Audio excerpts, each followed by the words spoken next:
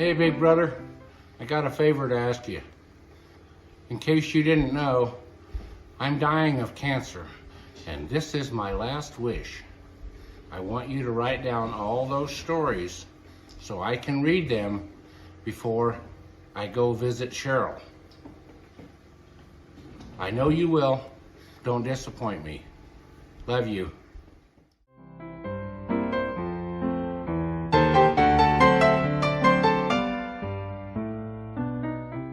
So when we were in the Boy Scouts, the VFW club was the sponsor of the scout troop, and you know they purchased tents for us and things like that help us along. And so at one point the VFW needed the interior of the building painted, and they decided that I guess that it would be good if the Boy Scouts would paint it because we owed them, I guess.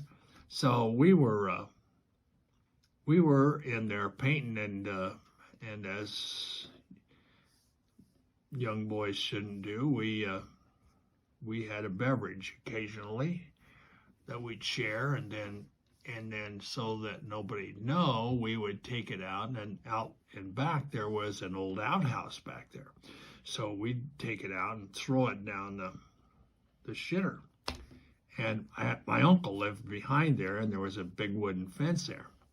So we were out there, and we were laughing and carrying on and throwing beer bottle in the thing.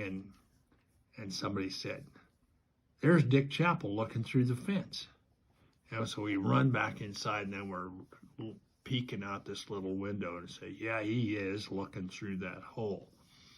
So when he left, and we got an empty beer bottle, and we went out there and took a paintbrush, and the guy stood beside the fence with the paintbrush, and then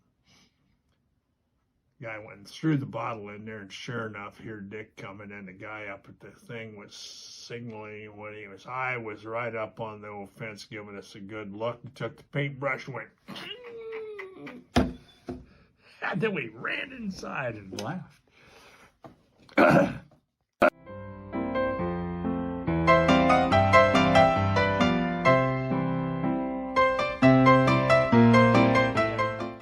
When we, the family butchered a cow and a pig and stuff like that. So we and chickens, lots of chickens. We lived on chickens.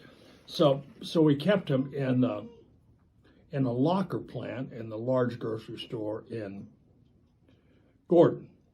And Uncle Dick had a store there in Merriman, and he had some storage, but I mean, for a few days, but not for long term for everybody. There just wasn't enough room. Anyhow, so we went to, we'd go up to Gordon, and Mom would do some shopping, but mostly we'd go up to get stuff out of the locker plant, it was called. So we'd go up there, and it was down at the Ideal Market, and it was at the end of the street, right where Main Street of Gordon comes into Highway 20. And it was on the south side. And so we've been up there, and we were heading for home, and kids were all playing in there. This is way before seatbelts and stuff. And Mom goes, is Calvin on the floor back there? We go, "No, he's not on the floor." "Well, where is he?" "Well, he's not back here." Mom slammed on the brakes and wheeled around. She said, "Oh my God, I've left him in that freezer. He'll be dead by the time." We drove back to Gordon about 15 miles, as hard as Mom could drive that car. And in the store, she went and got the store guy, and they're all running back to try to save Calvin's life. He wasn't there. And anyhow, he wasn't in the locker plant, and he realized he got left, so he walked to Grandma Gordon's place, Grandma Katie's place, and she lived up Main Street, about even by Kearney blocks, probably 6 blocks, and he crossed the highway and he crossed the railroad tracks, and he walked all the way up there. Huh? How old was he? Oh, not very old, maybe 5. But when Calvin was real teeny until he's like maybe a freshman in high school, and then he sprouted up. Before that, he was just a little short runt. But he made it all the way up to Grandma Gordon's by himself.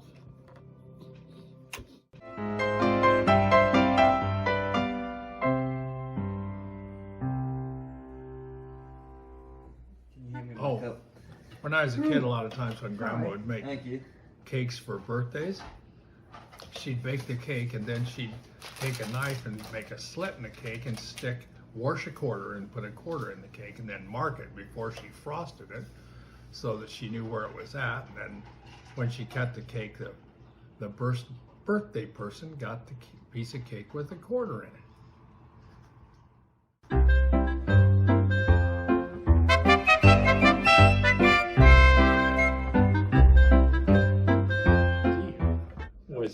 Steve was attending college in Kearney, at Kearney State back then, and Grandma caught a ride with him down to visit Mom and Dad for a week or so, and so Steve is driving between Valentine and Thedford, heading south, and he's speeding a little bit, and he's kind of nervous because Grandma's in with him, and he's a little over the speed limit, and I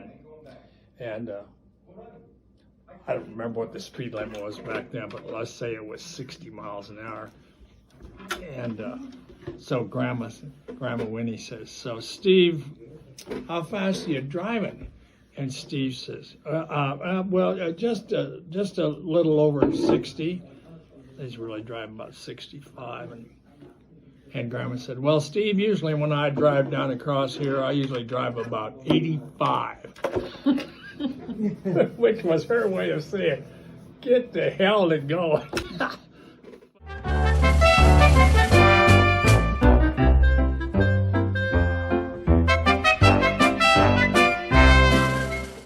Surviving back then, right, because people didn't have a lot of income, and so the whole family would go together and buy, I don't want to say how many, but maybe I want to say 150 or 200 chicks, and then Ben and I cared for them and raised them, and I don't know, it takes probably weeks, maybe 10 weeks or 8 weeks. I don't know how long it takes for a chick to grow into a fryer, but everybody chipped in on them, buying them for how many it's kind of even thing. So just everybody chipped in on it, and then everybody chipped in on the feed, and then Ben and Vi took care of the chickens, watered them, and locked them up at night and all that crap. And then when it came butchering time, it was an operation. Everybody down there, every kid had a wire, a clothesline wire with a catcher on the end. You'd chase chickens and grab them by the leg. And the men had 55-gallon drums put up on some kind of rack with fire underneath it and boiling water, and we were just catching chickens and dragging them over there, and people were chopping the heads off, and men were douching them, and it stunk so bad, and women were over there just pulling feathers. Then they had a whole line of people and cutting up chickens and wrapping them, and then at the end of the day, a long day, at the end of the day, they'd run them all in and put them in Uncle Dick's locker temporarily, just because it was too far to Gordon. It was too late in the day. So we freeze them there, and then the next day that women got together and took them up to Gordon, divvied them up. They put them on dry ice, right? And put them in the locker. Well, no, that locker plant, it was a freezing cold big place. I mean, it was big. Everybody in the country had storage bins there,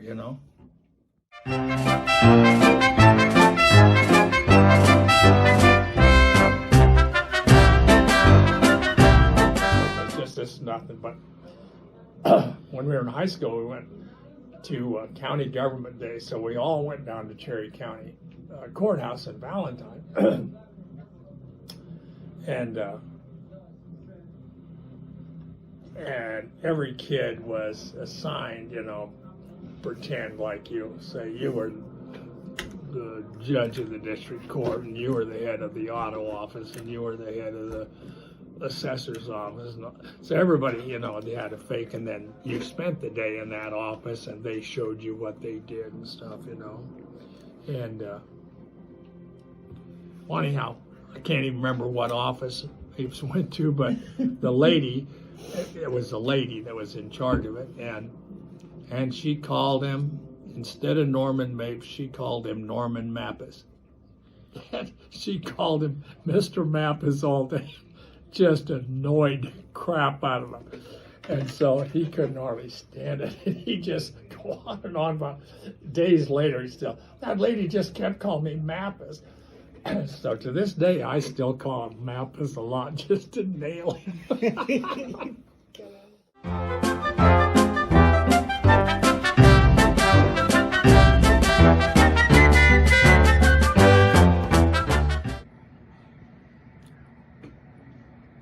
Well, like I said, Calvin was always, when he was little, he was really short, and when he got in high school, maybe like freshman or sophomore, he must have grew 1.5 feet. I mean, he was just really small before that.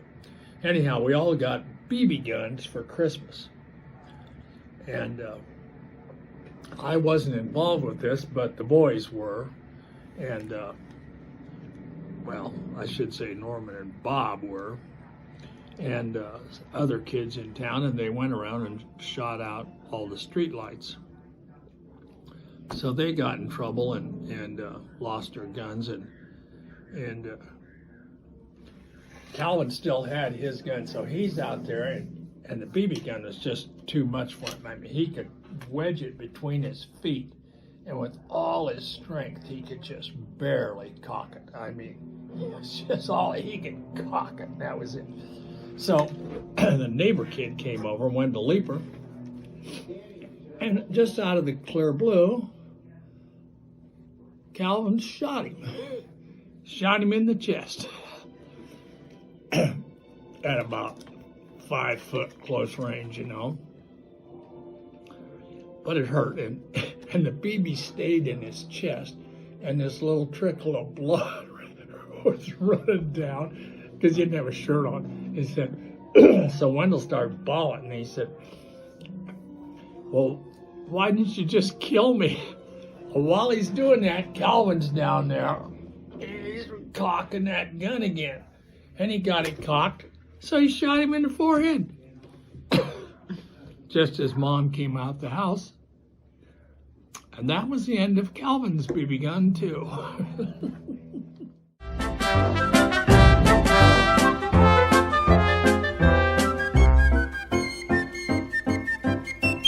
Another story. This is, I was not involved with this story other than being jealous. So Uncle Dick Chappell, before he had the grocery store, he was a school teacher. And this one year, just before he quit teaching and opened the grocery store, he taught school down at the Rockford School where Ben and Vi's kids went to school, and the Dahlgrens and the Cobbs and all of those. So Dick told all the kids in school if they would behave all year, at the end of the year he would buy them all cowboy boots. So they were good, and he held that over their head, if they started getting unruly or acting up or anything, then there was always the boot thing, But they made it through the year, and by God, he bought every one of those kids, every student got a brand new pair of boots. And man, everybody in town was just so jealous of me. Jesus Christ, we went to school all year, we could have had boots. No, They all get boots.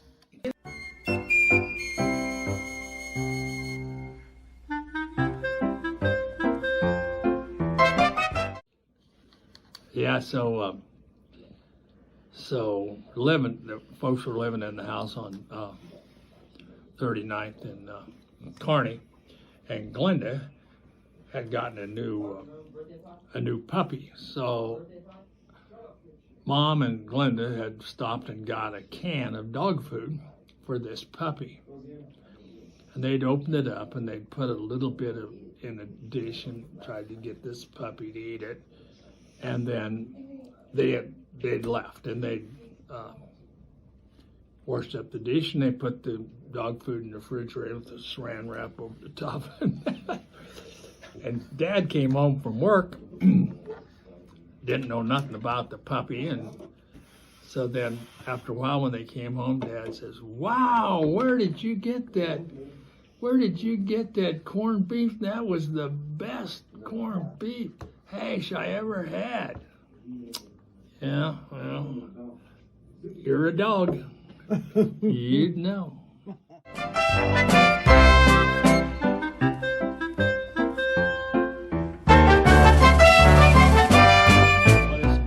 My best friend in school, Norman Mapeson, he ate at our house a lot, and because he lived in Eli, so he spent time in Merriman, and during the week he stayed with his aunt and uncle Leapers, and but he came to our house a lot. So Norman's a big boy, and he was always hungry, so when we'd eat, we'd have a little, but he was always real polite, so he would always ask Mom,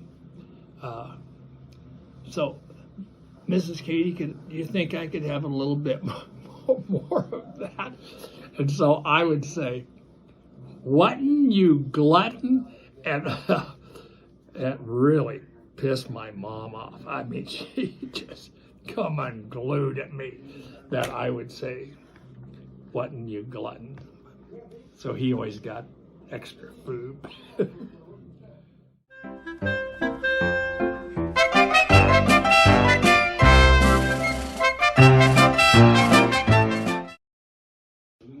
So Lester was the real troublemaker, but we were in probably the 3rd grade, and Lester would get.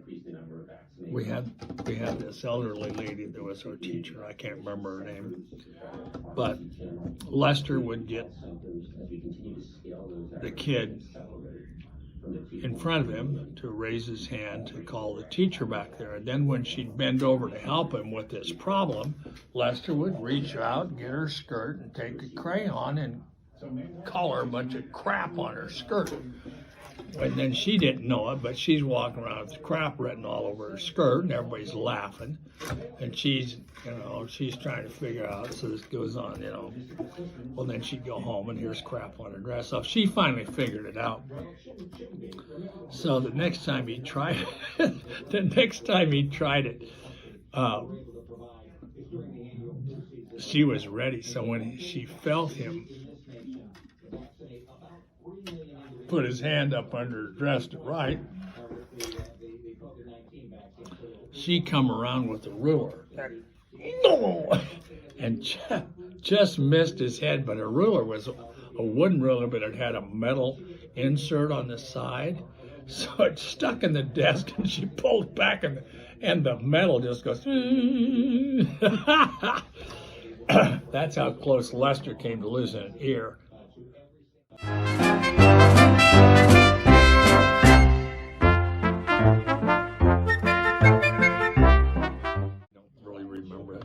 I was at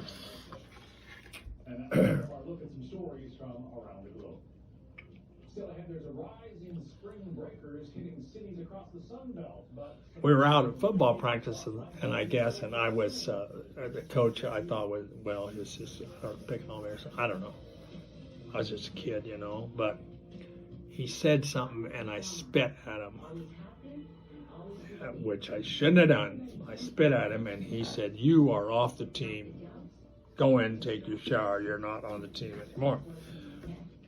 So then the next day, but Merriman was such a small school, So then the next day, he's I don't know, talking about, well, I don't know how in the hell we're going to play the game. Now Larry's not on the team anymore, and so we're going to have to. And then my cousin Walt said, well, I'm not on the team either. And he said, what? He said, yep, if he's not playing, I'm not playing. Well, I think we only had like 7 players. It was 6-man football. I mean, we had 8 with me. So it was either cancel the game, it was either forfeit the game, or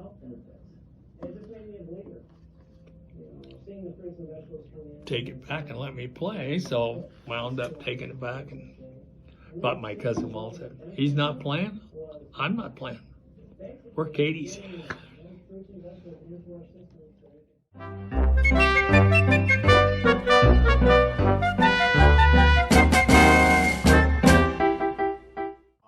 We were deciding we'd box, and we just had 1 pair of gloves. So I was bigger, and so I said, well, you have the right hand glove and I'll use the left. And so we're boxing. And then he seen an opening, and he gave me a left hook in the mouth. Bare knuckled it, losing my teeth and bloodied my nose, and I was really surprised. I was starting to feel like crying.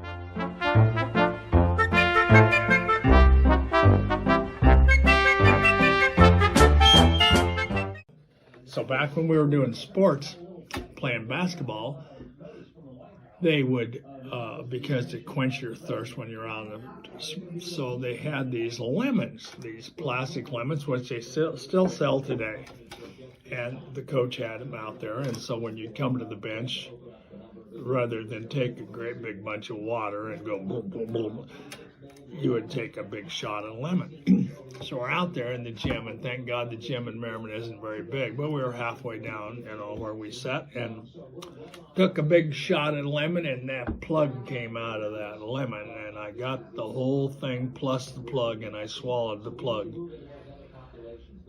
and there was no air, and I headed for the dressing room, and I got about 20 feet. And there was no air. I'm on my knees, and I finally got in there. I just got in the door, and I'm just laying there. I mean, my God, and that was so embarrassing. I mean, the gym was always packed with people. Here I am, and true story.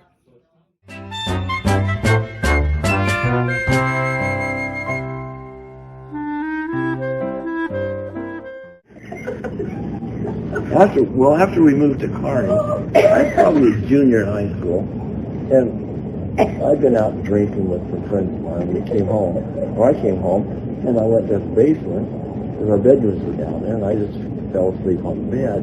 Well, Larry Norman come in, and they see me passed out on the bed, so they go upstairs and get a couple of hot dogs and eat them up, and then they come downstairs, and I'm sleeping, and they start rubbing them on my lips. Your mouth was open, Yeah, and they were. But they both had their pants unzipped and their dicks hanging out. I wake up and all I see is 2 big dicks flipping right in my face. Start spitting in the crushing his teeth.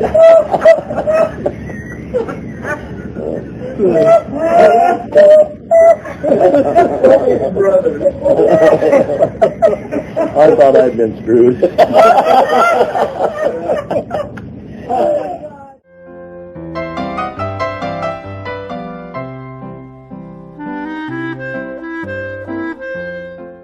our family, we had a lot of sewing, and so Mom sewed all the time, and she had for years. She had this singer and had a pedal on it, that you ran with your feet to make the thing go up and down to sew, and she sewed all the time, sewed a lot of her clothes, repaired a lot of clothes, and patched a lot of clothes. And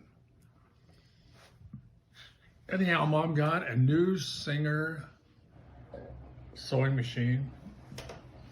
Brand new, state of the art, so proud of it. So she's in sewing stuff. Anyhow, when they did the demonstration on it, the guy said, well, look at this thing can sew. You know, he took 2 pieces of leather and he sewed them, and he was showing, he could even show, and he had one of the things he had was a shingle, and he sew a shingle. So anyhow, Mom was in sewing it. I heard her screaming, Larry, help, help. I ran in there and she had sewed her finger into her nail here. And she's there and it's bleeding, and so I'm Johnny on the spot to the rescue, but young and rambunctious, instead of turning the wheel and getting the needle up out of there, I stepped on that electric pedal and it just went and give her 3 more shots there across it. But it was out.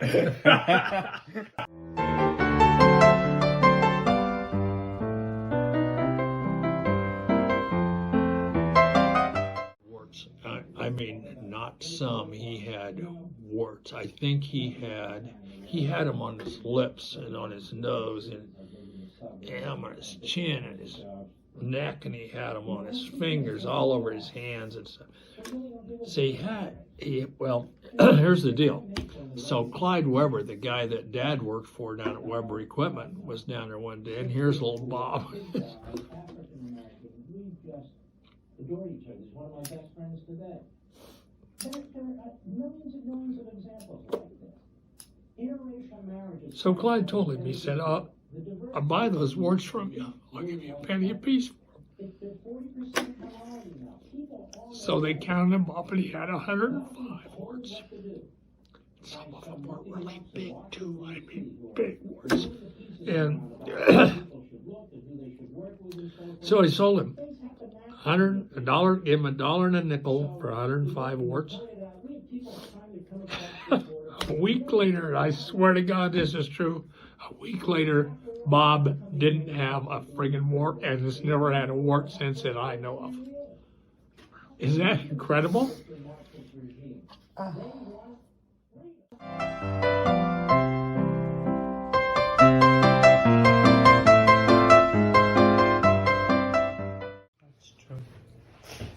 So I was really having trouble at school a lot, and I didn't know. I just figured I was dumb. But so we were at a basketball game, and we were sitting there, and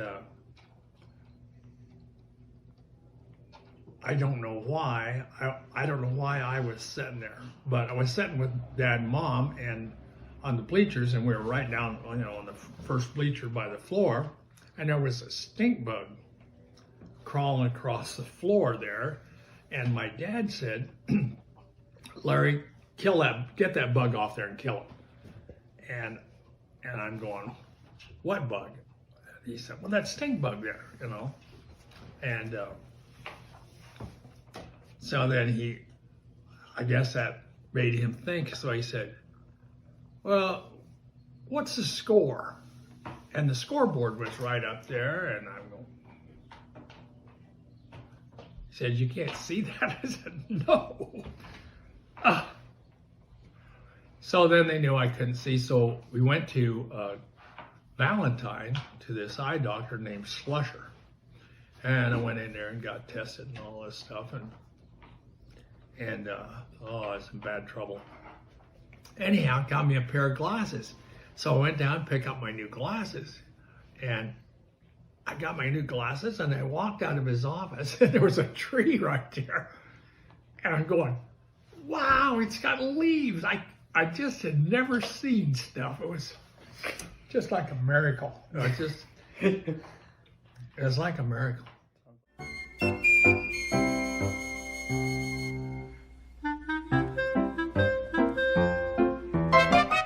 Family got together almost every week, at least every other week, at the home place down called Ben and Vi's, but that was the Ben and Vi's. So, but everybody went down there, and we went down, we turned at the top of the river hill and went east along the north side. And then we crossed at the Rockford Bridge. And it was a windy thing down around and then a windy thing back up out of there. Anyhow, there was these boys named Gardner. I get there was a family. Anyhow, the two boys were moving this bull, and they were trying to get him to go down that twisty road, and he wouldn't go, and they just kept working him, and finally he got too close to the edge, going back and forth, and it caved off, and he fell down, and it broke his leg, at least one leg or two legs. They couldn't do nothing until he's there. So they just turned around and rode away. I mean, they just turned the horse around and rode home. Well, that bull laid there, and this was in like July, and that bull, a big bull, and he laid there. And the road going down the hill, it was only and you could just miss that bull and get by and stink. Oh my God. I just remember, and we went down there, like at least every other week, sometimes every week. That bull stunk forever. That was the Gardner bull. That's dumb. See, that stuff's dumb.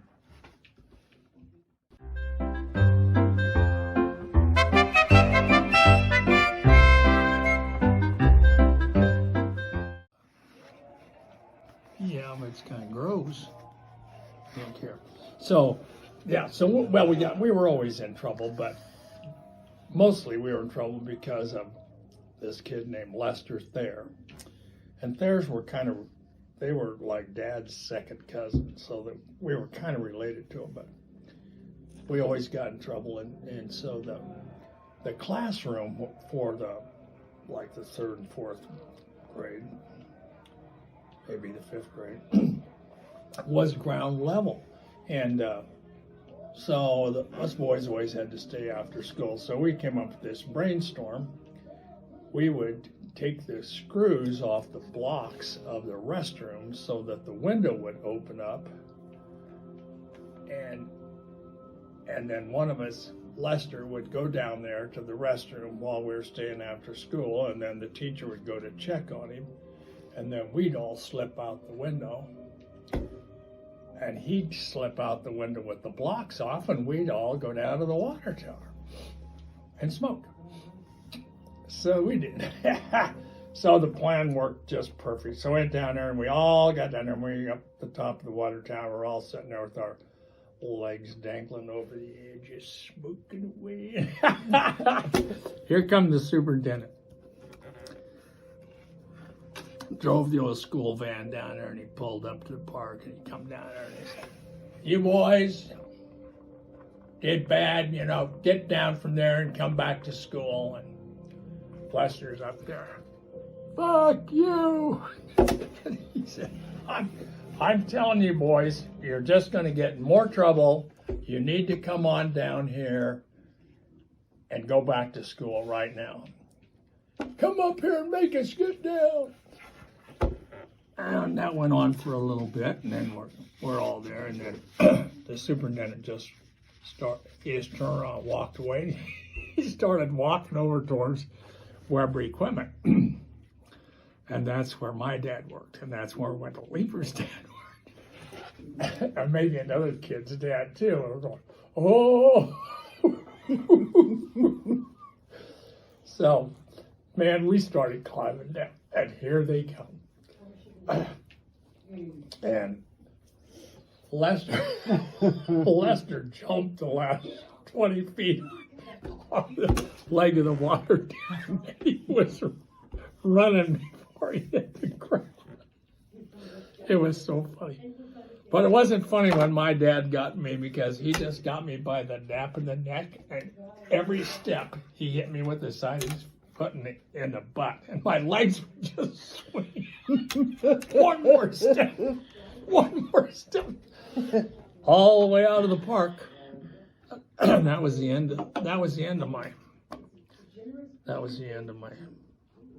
Smoking on the tower. the water tower school escape, the great escape, I guess it was.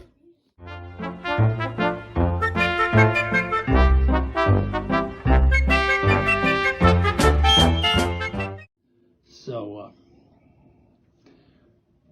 when I was a kid, every man that I knew smoked, and every boy knew he was going to smoke, and that was just life. But you weren't supposed to smoke till you were older. I stole a pack of cigarettes. I was playing in my aunt and uncle's store with my cousin Ronnie Chappell, and I got behind the counter and I pilfered a pack of cigarettes. Well, it just turned out that when that night, Ben and Vi had to take Betty to Rapid Cedar. So anyhow, Dad had to go out and do chores that night and the next morning. So I went out with Dad while Dad was milking cows, and it was cold. I mean, really cold. And so I was sitting in the pickup and smoking. And so when Dad got done milking the cows, he carried the milk from out by the barn down into the house to run it through the separator. So I got out and went down there and stuff, and we ran it and put it in the cream cans, and cleaned up. And so we get back in the truck and pick up, and Dad says, "Where's those cigarettes?"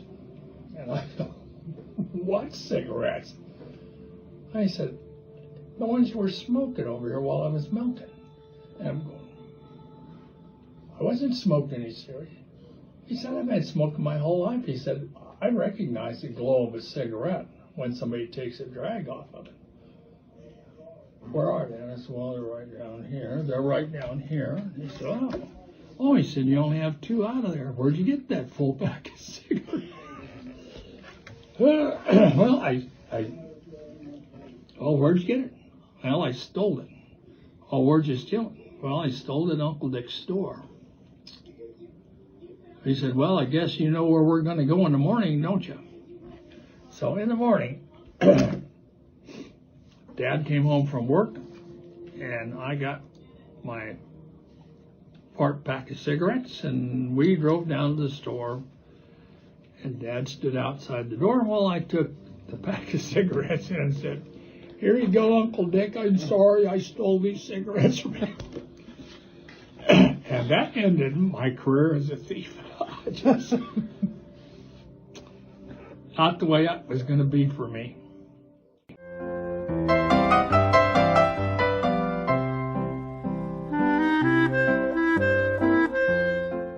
For the rodeo. So you have the rodeo every year in Merriman, and anybody that's familiar with it, it's out on the west edge of town, and rodeo guys like to drink beer, so they would be at the bar drinking beer, horseback, and then they kind of went back and forth. They hauled some beer out there, but for cold beer, So in front of our house, there was just a cow path road, and they'd ride past. So us kids were going uptown, and of course you had to know my mom. We weren't allowed to go to the rodeo. We weren't allowed to go to dances. We weren't allowed to go to the pool hall. We weren't allowed to go to movies, and it was a miserable subject. Anyhow, we found money. All us 4 boys were running down and we found money. And we found, I don't remember exact denominations, but they, it was like maybe I just want to say it was 2 10s and a 5, or maybe it was a 20 and a 10 and a 5. 3 bills anyhow. None of them were dollars. And oh man, we were so excited. So we ran home, showed to Mom. Mom says, "That's not your money you found. That belonged to somebody," and she took it away from us. So we're going outside. We're going, man, maybe we could use that money and go to the rodeo. And no, we should do something better. We could get cowboy hats. We could get cowboy hats with that. So Dad came home for lunch, and so we're out there saying, when we met him way down the road, and we're telling our story of finding this money, and we had plans and stuff. We got home, and Dad said, well, the boys think they have an idea about what to do with that money. Mom said, no, that's not their money, and what I want them to do is, and Dad said, well, how are you going to find out who that money belongs to? And Mom said, well, I think we should take it out to the fairgrounds and have the announcer announce that this money was found, and if whoever it belongs to would come up and get it. You had to know my mom. My dad said that is the dumbest thing I've ever heard of. Anybody would say, well, that's my $35. Why wouldn't you? Mom said, well, they'd just be honest. They'd be honest just like I'd be honest. Anyhow, in the end, Dad said, no, the boys have a good plan to get cowboy hats, and I think that's what we should do. So we all got to go down to Uncle Dick's, and we all got a new Stetson straw hat, cowboy hat. Big day, big day.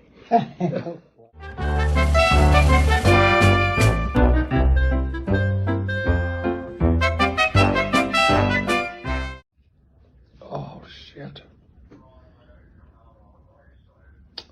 I have to think about that for a long time because that's way back and I can't remember the names and stuff. Except they had a girl named Lucille. I remember Lucille. I remember Lucille. They had a boy. I think his name was Larry too. He was older than me, and he was a big kid, not a fatty, but a big kid. And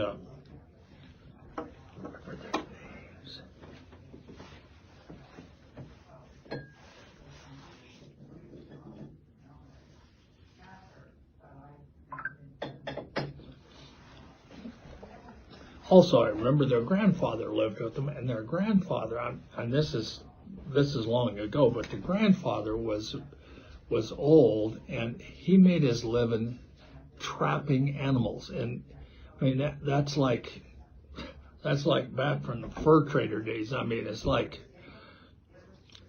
part of history, But he that's what he did. He trapped animals: beavers, skunks, raccoons. Just anything he could trap, and he'd trap them and he'd skin them and he would dry out the hides, and he had these things for hides that would stretch the hides and stuff. So the outside of the house was just plastered everywhere. It just had skins drying all over the house. I can't remember their name. But I sure did like Lucille.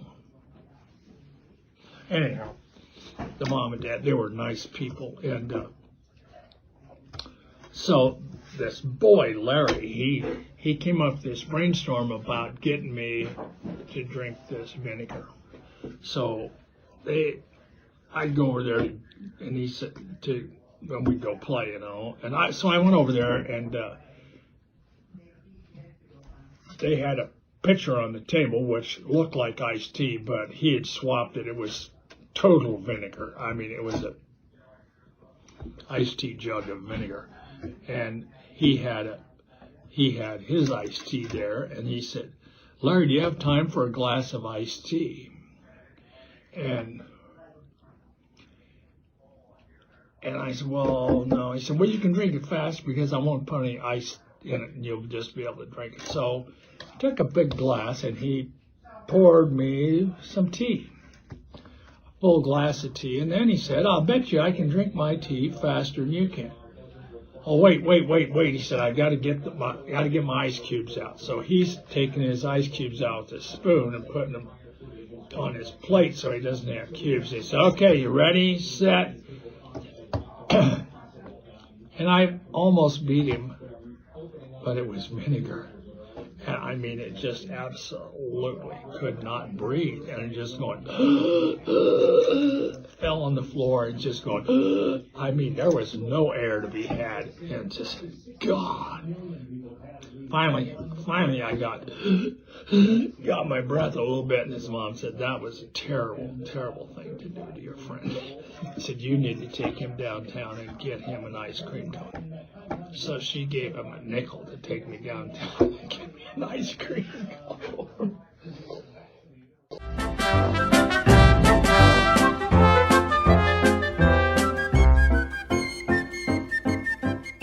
Kid, one of the last things I remember about my grandpa, Katie, and I was the eldest grandkid, so, you know, Betty would probably remember it, and my cousin Ron, but probably not very far below that would the kids remember, you know, but Grandpa was a real jokester, and he said, well, we're going to butcher this hog. And he said, well, I've been saving up syrup cans, you know, like there used to be those Carol syrup cans, you know, and he said, I got a syrup pail for each one of you kids. This was the older kids, there's probably 6, 7 of us, 8 of us. And he said, when we butcher this hog, he said, the deal is for you guys to have your pail ready and and then the lid, and you hold the pail with the lid, and the object is for you to catch the squeal. So when we butcher that hog, he's going to let out a big squeal. Oh, we're going to see which one of you can capture that squeal in your can. And this was talked up for like a month before the butchering, you know. So, man, we were all psyched up. We're out there with our cans and our lids, and shit, you can't catch this squeal.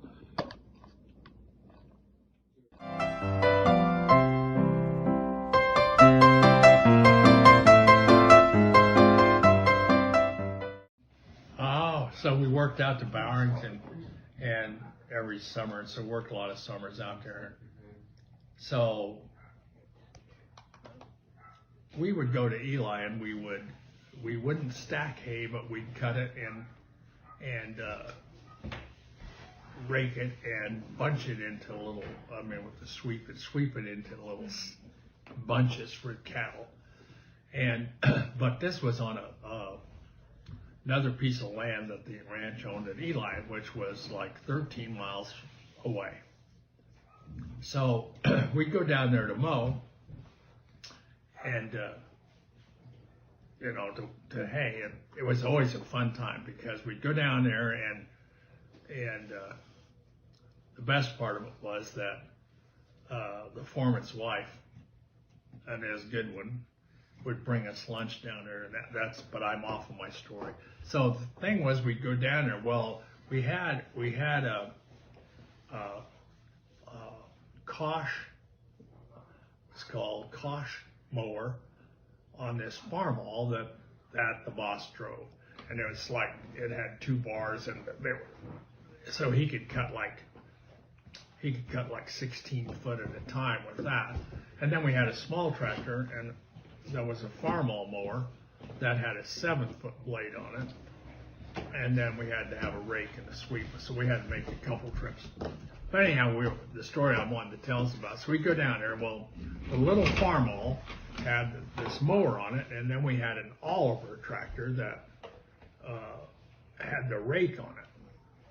So we'd swing the rake around behind and put of course, the mower blade up. So we'd take off, and Wendell and I, we'd race to Eli. So we'd leave Merriman, and we'd start dead even right in front of where the sandbars set, and Wendell was on the north, and I was on the south. So I was in the right lane because I was headed east.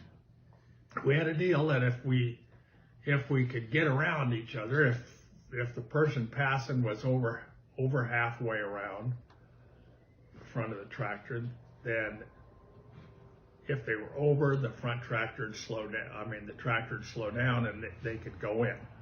If they weren't quite up there, maybe even, then that tractor would have to back off and go in left. So we take off, and we go, well, Oliver was just a hair faster than the farm line. We just put them wide open and we just looking and yelling at each other, and down the road we'd go. Well, east of town was on that Coal Hill, east of Merriman was, I mean, we're literally, side by side going up this hill. It was pretty ratty. But anyhow, we raced all the way to Eli, and just before we got to Eli, he finally got around me to where he could pull in front of me and stand up and declare victory, And then we slow down to turn at the turn to go north into Eli, and Wendell went to turn his Oliver, and the steering wheel came off in his hand. He just went up the hill and through the fence. It was funny. Could have been worse.